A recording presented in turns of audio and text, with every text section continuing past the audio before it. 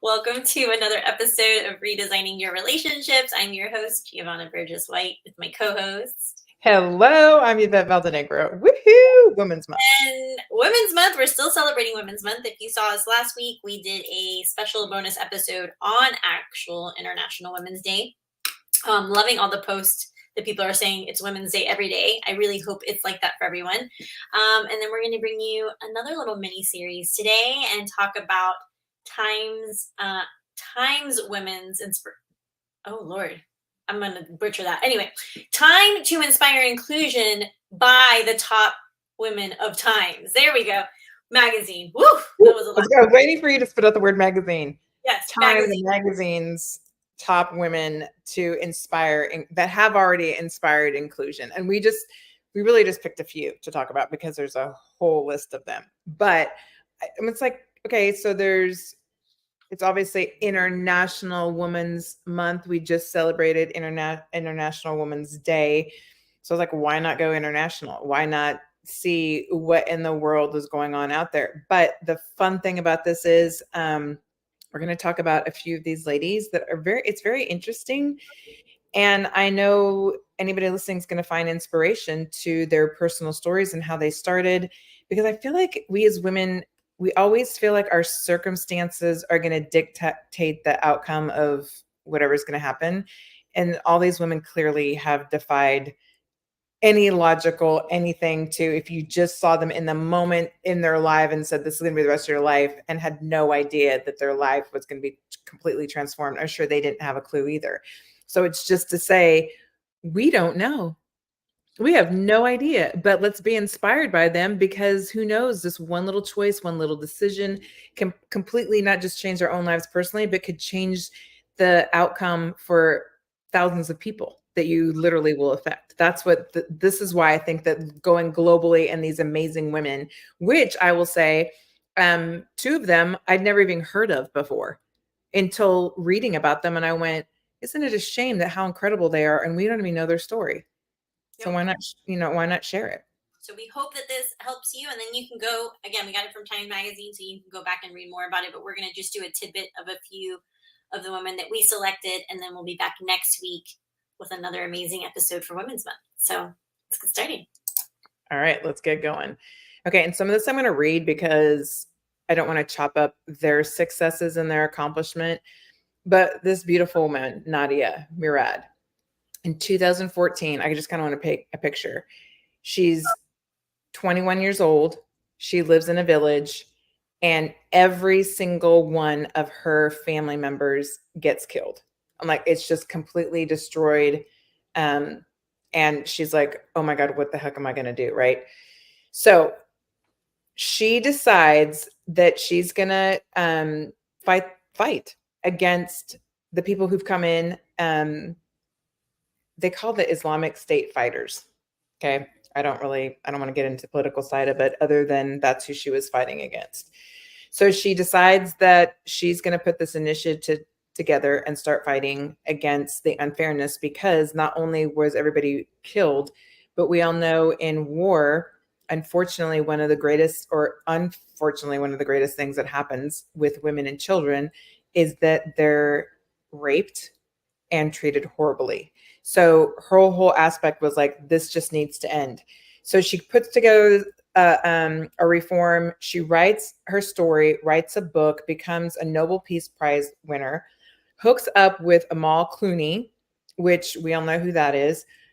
She's a civil rights or human rights attorney. This is a global thing. Basically, they win a lawsuit against a company who gave millions of dollars to ISIS during this whole entire time, because that's illegal, that you're not supposed to help terrorists.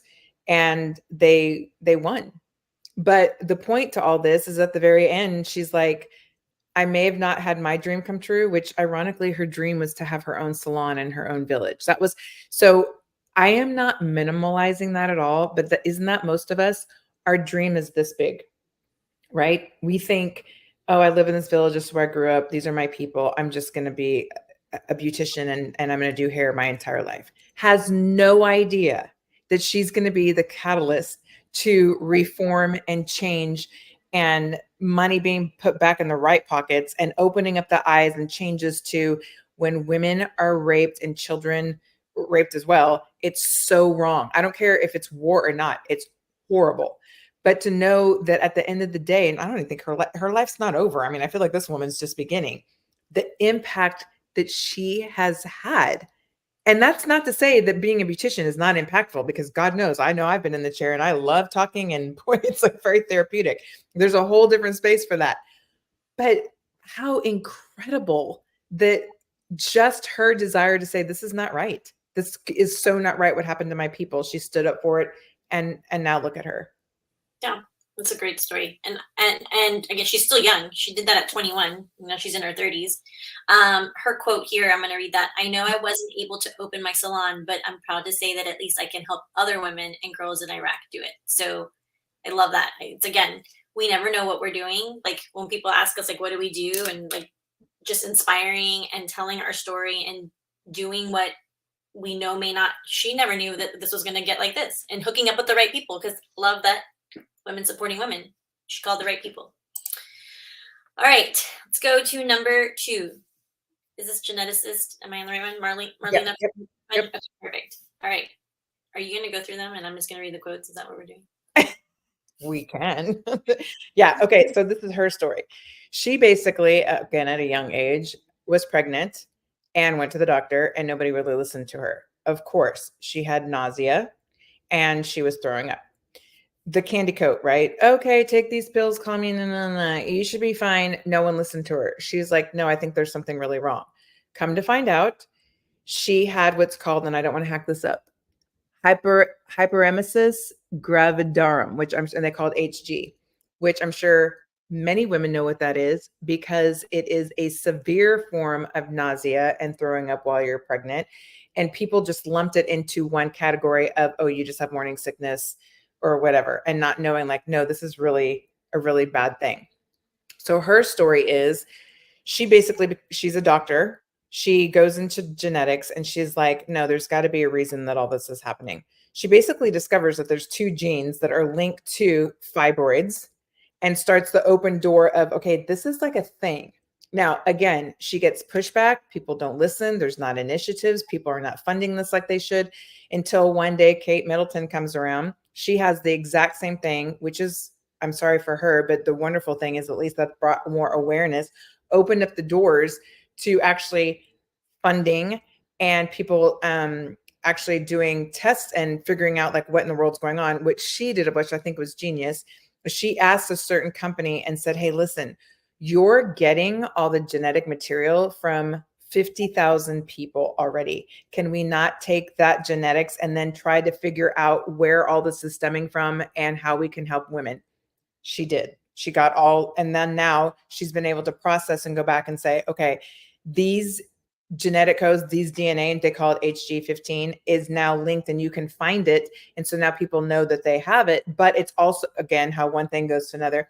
Not only is she helping those women that have the HG15, but somehow, and I'm not a doctor, it's also helping with the treatment of people who have diabetes. So it's like, again, she took her, what I like about this story, no one, I mean, I'm like almost in tears thinking about losing a child, being pregnant is incredibly painful, but she took that pain and said, I don't want anybody else to feel the way that I'm feeling, and I don't want anyone else to go through this. And she decided she was going to try to do something about it. And then look what happened. And she listened to her body. Because again, like you said, like, oh, it's morning sickness, throw it off as morning sickness. And most of us do that and don't say anything, and we don't advocate for our bodies and for what we feel. So super thankful for that. And I hope I don't butcher one of these words, but here's her quote. There's tons of people working on cancer, and I'm the only people working on hypermesis. Yeah, I don't know. Okay. If I stopped working on it, the road would have ended.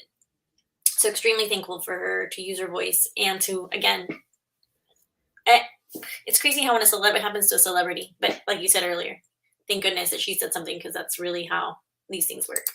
Yeah, but it's sad how, again, here comes a real celebrity, but it's sad that it takes a celebrity or someone in power to actually make a difference. And again, that goes to, and I know this is like my total soapbox, that goes to people of whether you want to say lower income or don't have the same privileges isn't the word, but don't have the same, they don't have doctors, they don't Platforms. You can say platforms. platforms. Yeah. Okay. Platforms to go. And it's like their voice is not less significant. Their pain is not less significant. And just because they're going through something and they don't see that someone doesn't see the value in them, wrong, wrong, wrong, and wrong. And it doesn't matter. You just got to find somebody that does have the voice. That's the other thing. Like plug yourself in. Our first one plugged in with Amal. Second one, obviously she was already doing it on her own, but it helped at a celebrity, and now we're on an actual celebrity. So okay, Taraji P. Henson, total different concept. She's all about the disparities between the pay gap between not only just men and women in Hollywood and really in general, but specifically Black women and white men. They earn 70% to the men's 100% in the industry. And to be honest, I bet you that's probably even worse industry-wide everywhere in all industries. But she took it upon herself to make a change and be the voice to say, no, I know my worth and I'm going to start demanding more. The other thing that I love about her is that she opened a mental health rehab center in Maryland. Get this, on the ancestral land that was given to her family post-slavery, equaling the 40 acres and a mule. First of all, do you realize that only 10% of all slaves, 10% only got, if that, I mean, they claim that, but who knows, their 40 acres and a mule. To know that this woman took those acres and transformed it into a mental health rehab center because she fully believes in supporting just mental health. And we all know that that's definitely one, it's people are more aware, but two, there are becoming more and more people just getting involved in the whole aspect of mental health. And that covers everything. When I put that, that's a blanket statement. So this is someone I really admire because she's putting her money where her mouth is. Oh, I love that. I love celebrities to do that. That makes me like, I even if I don't like the way they act or what they do, like I really do admire celebrities that use their money, use their voice, and actually do something with it. And I think it's happening more and more. And I don't think it's a generational thing, like a different generation. It's all ages. But I think now, especially after the strike and everything that's been happening in Hollywood, a lot of these people are really utilizing their voice and their money to do things. So she went from pay gap, mental health, doing all the things. And so we're super excited that she, again, is the voice for women, not just for the male-female pay gap, but like you said, for women of color. So, and I believe she even did that on stage during accepting an award, which that always happens. There's always one person at the Oscars that does that, and I love it. So be a disruptor. Love it. All right. Read her quote. Oh, shoot. I'm so sorry. I thought I did. Okay, here we go. If we say talking to small little circles, that's not going to change anything. But we do have allies out there, which I found out by telling my truth. And we said that like in the last two. You can't. Like, it doesn't matter who you are, what you do. You just got to keep on talking about it, be disrupted, and then find the right people. We've done episodes a million times. You can't do this alone. So, all right, moving on to Coco Gauff. Oh my gosh, this chick is on fire. Okay, at 15, she won the 4th round in the Wimbledon, which, my God, 15. How old is Bailey? 15. Oh my God. Could you imagine Bailey walks in, she's like, 4th round in Wimbledon. That's just insane. Okay, then she won the US Open at age 19.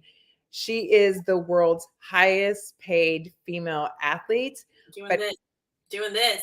Yep. And more than $22 million earned in 2023, most of it through endorsements, which I think is very interesting. So it's not necessarily the actual sport that's paying her, it's the endorsements. I don't give a crap how it comes. Pay the girl what she is worth, because how incredible. And we all know that right now there's a huge discrepancy between what the males and the females make in the athletic world. And here is this young woman. Oh my God, she makes me so happy. And she's a woman of color too. Love that too. Yes. She's a brown girl. Love her. For all the business people watching us, you don't have to, we just talked about this with our client this morning. There's different ways of making money, you guys. And she's making it, look, most of her money is coming from endorsements, not just from playing the sport. So she can take time off. I bet she's loving that too at 19. Her quote is, if you are choosing silence, you're choosing the side of the oppressor. Okay, our next one. Here we go. I feel like we could do a whole episode on this one. Oh. Gerwig. So this okay. Woman of the year. First of all, cover Woman of the Year. I'm not going to get into the politics of like how she didn't get nominated for a million other things, but it's fine. It's fine for Barbie. But man, did she make an impact in 2023? And it's not going anywhere. The impact movement, it's still happening. People are still talking about it. Okay, and here's the bottom line. I think that is so great about this, because everyone knows this. I feel like most people know the story, right? She makes Barbie. She doesn't even get to come to the table to actually like. Anyway, if you already watch the Oscars, I don't really care if I'm going to butch it up for you, but obviously they don't win. They don't win a lot. It goes to another movie. But here's the thing that I love about this story. It's not about winning the Oscar. It's not about, did Ken get the song or not get the song? It's about how, and I don't even want to say this first. Well, I guess I'll say it. It's about how communities of women came together. It's about the discussions that people had. It's about for or against, to be honest. It's everything from the stupid pink outfits to the parties that people had. It's like it gave life to a concept. It gave life to like where are women really at. It gave life to like what we were all like as little girls, and we dreamed of what we were going to. I mean, there's so many little things that it's not just about did she win or did she not win. It's like she gave a voice and a platform like no other person. And as much as I love Oppenheimer, I thought it was an amazing movie. It's beautiful. It met our society in a different way, but I feel like the impact and the marketing and the voice and all the things that come with that was 10 times greater with what Greta gave in this. 100%. And the community that she did within her own movie, the way the cast members, the crew, like the level of respect that they all had for her, for America, for Margot, like even Ken, like all, I mean, it was just like, it's crazy seeing it, still seeing it now. And they said it at the Oscars, like, this isn't just happened. It's not just this last year. Like, this will be a forever movement, what she did. And I'm super excited because, you know, she's producing Little Women. She's in the middle of producing and directing Little Women. And I love that book. I love that movie. So just to see what her adaptation of that is, and then all of her other movies. I mean, this isn't just the first movie that she's done. So we're excited. Congratulations. Congratulations for Woman of the Year from Time Magazine. Well, here it says, well, this is a fact from Time Magazine. She is the only director in history to have the first 3 solo features filmed nominated as Best Picture at the Oscars. Her first 3 films made it all the way to the Oscars. Not only that, for some whatever reason, this girl must have a budget. Her budget, say like for Lady Bird, was $10 million, and it grossed 79. For Little Women, before it even has come out, they were budgeted for 40 million, and it's taken in 231 million. Yep. So not only is she incredible and she's getting the voice out here, but my God, anybody who's investing in her movies knows that they're going to make a profit. She's a baller on the budget, and everybody's going to want to work with her. Like, that's for sure. And her cast have been amazing, and her cast members have been nominated and won Oscars too. So we love her. We're so thankful that she's the end of our series. I know that we can be here all day talking about many, many more women that have inspired us. We'll be back next week. We still have 2 more weeks of Women's Month.